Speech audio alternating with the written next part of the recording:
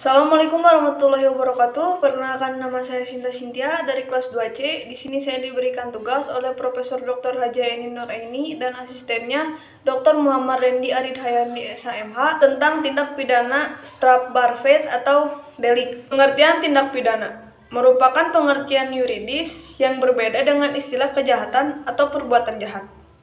Dilihat dari isinya, terdiri dari perbuatan pidana atau criminal act, pertanggungjawaban pidana criminal responsibility atau criminal liability. Terdapat pandangan yang memisahkan pengertian antara perbuatan pidana dan pertanggungjawaban pidana dualistis.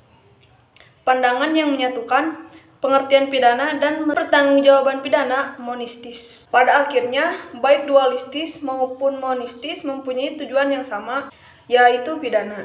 Unsur-unsur pidana. Unsur-unsur pidana ada dua, unsur objektif dan unsur subjektif. Unsur objektif, perbuatan kelakuan, akibat yang menjadi syarat mutlak dari delik, unsur melawan hukum, unsur lain yang menentukan sifat tindak pidana, unsur yang memberatkan, unsur tambahan yang menentukan tindak pidana. Unsur subjektif, kesengajaan atau dolis, kealpaan atau kulpa, niat atau forlemen, maksud atau dogmet, dengan rencana terlebih dahulu atau met, persamaan takut atau first.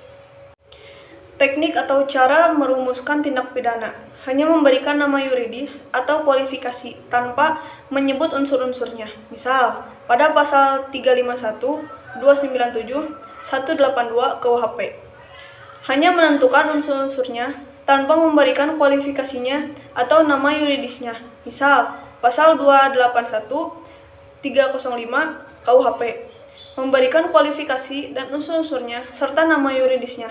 Misal, pasal 362, 372, 378 KUHP.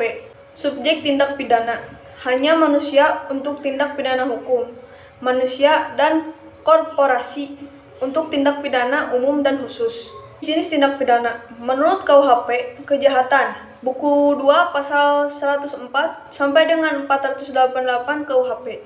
Pelanggaran buku 3 pasal 489 sampai dengan 569 KUHP.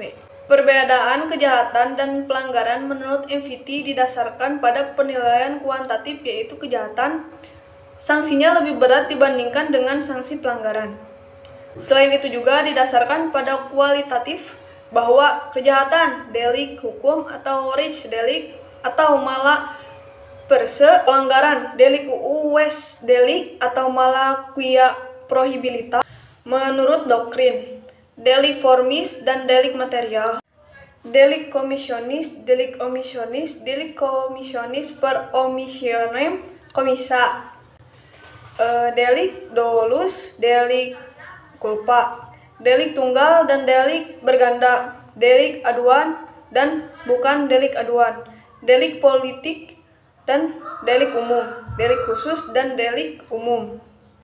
Mungkin sekian hasil review dari saya. Mohon kurang dan lebihnya mohon dimaafkan. Wabillahi taufiq wal hidayah. Wassalamualaikum warahmatullahi wabarakatuh.